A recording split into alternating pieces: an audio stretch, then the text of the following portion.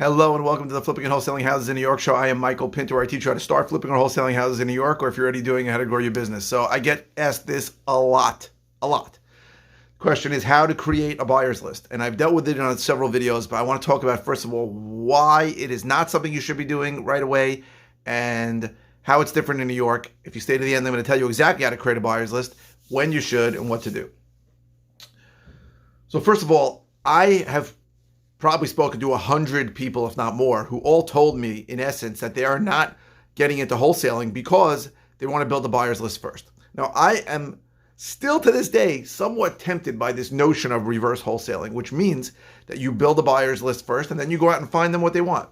So first of all, just to explain what a buyer's list means. When you're wholesaling a property, you're getting properties at a discount from sellers, and then you need to find a cash buyer who's going to take that over, you are going to assign the contract to. So those are your buyer's list. That is a list of people you're going to broadcast your properties to. Just to explain what we do and what it means. Now, this concept of reverse wholesaling, where you build a buyer's list first and then these people tell you exactly what they want, and then you go out and find it, sounds amazing, right? It sounds great. On some level, it sounds perfect. But there's a few problems in New York. Now, I think it works in places like Phoenix and Dallas and Vegas and things like that, where the inventory is very, very homogeneous and simple, and people tell you they want a 3-bedroom, 2-bathroom ranch, concrete CBS, concrete block structure, and they'll pay $100,000 for it, and it's simple. I have a pretty good buyer's list, and I can tell you, even the buyers who have bought over a dozen properties from me, if you called them today and you said, hey, what do you want? Like, what are you looking for? They would not give you any specifics. They would tell you something like, I'll buy anything I can make money on. They would say, I'll buy anywhere, anything. And they're not going to give you specifics. So that's the first problem. The first problem is you call buyers and you ask them, you're not going to get information. Second thing is, even if you do get information, it's very hard to know if you're really talking to buyers. This thing of building a buyer's list makes us feel good, right? It makes us feel like we're accomplishing things. John writes, what do you have? Yeah, a lot of people will say that, right? What do you have? What do you have? What do you have right now? It makes us feel good because we feel like we're doing something great, right? We're calling people, we're asking them if they're going to be a buyer, and they're giving us answers. I'm building a list. It's amazing. But half the time they're jerking you off, because the truth is, you don't even know if they're real buyers, right? If you call anybody and say, hey, I have something that can make you money, are you interested in? They're going to say, yeah, sure, send me stuff. So it really depends what list you're looking at. But even if you're looking at a list of people that bought properties already, the truth is you don't know if they're real buyers, because they may be one-off buyers. So I am a huge proponent of not even thinking about building a buyer's list until you have deals. And there's a few reasons for that. The first reason is I feel that building a buyer's list is one of the several things people do. Is this thing on the right? 1 second. Okay, it was. One of the things that people do to push off, to procrastinate actually talking to sellers, right? Talking to sellers is hard.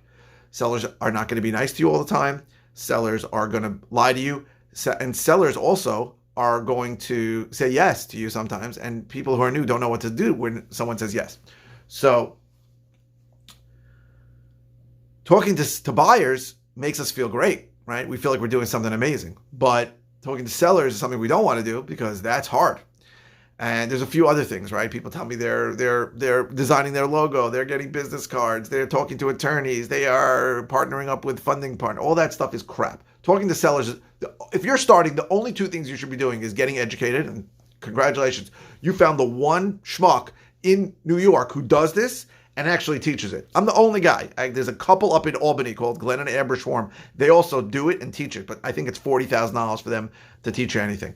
I'm the only guy. You found him. I'm shocked, right? Because I built a course last year and during the pandemic, and I looked for other people that were sort of selling this course in New York, and there's nobody else teaching it. So congratulations. You found the one guy who's teaching it. So kudos to you. So the only two things you should be doing is learning from me. I mean, at the risk of being immodest, I'm the only guy who really can teach you this stuff. Or two is talking to sellers, right? Just marketing to sellers. And there's a million other videos I have about how to do that. I'm happy to help you if you need help with that. But the idea of building a buyer's list is not something you should be doing, because I promise you that if you get a good deal under contract, or you lock up a good deal, or you bring a good deal to me or with any other partner, the buyer is not going to be an issue.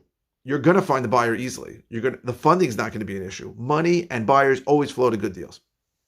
So now let's talk about how you actually do build a buyer's list once you get a deal. So I think there's a few ways. The first one is PropStream, right? And I have a link below. I think it's RE Data now, where I actually give, I think I'm the only guy also giving a discount on PropStream. I just sent out a bunch of Venmo payments to people. After 3 months, you get 10% back. So PropStream is $97 a month. If you use my link, it's $87, $88 a month. And you could find cash buyers in an area. That's one way. Use PropStream. PropStream is a really powerful tool. I like PropStream more and more. I'm using it more and more now. And PropStream also has other advantages in that you can download a list if you want a list of sellers, and PropStream can help you comp out properties to get value. So PropStream is very powerful. So that's one way. If you have access to the multiple listing service, so you are either licensed or you know someone who's licensed as a real estate salesperson, the MLS is very powerful. So what I do is if I have an area, I'll go into that area and I'll look on the MLS at anybody that bought a property for cash in that area, and then I'll try and find them, right? I'll skip trace them and I'll try and get their numbers, and I'll say, hey, you bought a property in West Babylon. I have a property right near it. Are you interested in doing in more? That's the second way. That's a good way too, right? Because very often people that bought in an area will want more. PropStream is a good way. MLS is a good way. Another way is Craigslist. If you really have a deal, throw it out on Craigslist, and you will get people who call you. Now, some of them are going to be full of shit. Some of them are going to be wholesalers who are not going to really buy your property. They're going to try and stick it on a list and send that to somebody else. I hate that. But you will be able to build your list that way. Those are really the three ways that I would use to create a buyer's list: PropStream, the MLS, and Craigslist. And I think, believe it or not, it's not hard in any area to build with one deal to get between 10 and 30 new buyers on a list. Right now, again, you're not going to know if they're serious. You can hope they are. PropStream, not 100% reliable. MLS, not 100% reliable, right? Because it could be a one-off buyer. Let's just take this simple scenario. I'm a guy who sold his house for a ton of money. I bought a house for cash in an LLC because I wanted to protect myself in an area. Somebody calls me and says, hey, I have a great deal 3 blocks away from you. Would you like to be on my list or interested in it? And I say, sure. Doesn't mean I'm ever going to buy another property again, right? I'm going to say sure because I understand you're basically offering people money. Hey, I have something that can make you money. Are you interested? Everybody's going to say yes. That's why I beg people not to spend their time talking to buyers before they have a deal, because talking to buyers is so easy. It's so easy. You feel great. I just built my list up in I have 5,000 people on my buyers list. You may have nobody on that buyers list is actually going to buy. It's really easy talking to buyers. But as they say, buyers are liars. They don't tell you the truth. You're not going to know if they're real. Beginning, you're going to not know if this guy's a real buyer or not. So I use those tactics on every deal that I do, right? So I go back to PropStream and I go into the MLS and I do put things on Craigslist. So I'm a big fan of those ways. That's how I built my buyer's list, and that's how I think you should build your buyer's list. I must be forgetting something. I assume I am forgetting something. I usually forget things, so I apologize. But the way I look at it, do not even think about building a buyer's list until you have a deal. Now, if you are interested in all the different ways I can help you, go to howtoflipnewyork.com. If you are interested in my course that teaches how to do this, go to howtoflipnewyorkcourse.com. If you're interested in one-on-one coaching, go to coaching.howtoflipnewyork.com. If you are watching on YouTube, please subscribe. If you are watching on any channel, please click the thumbs up. The likes really help me. I've been getting a lot more views on YouTube and on Facebook, and it's only because people are liking it. That's just how the algorithm works.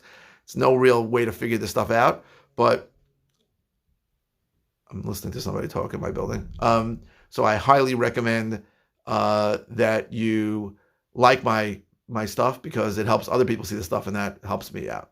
What else? Comments. So comments are really important to me. I go live 5 times a week.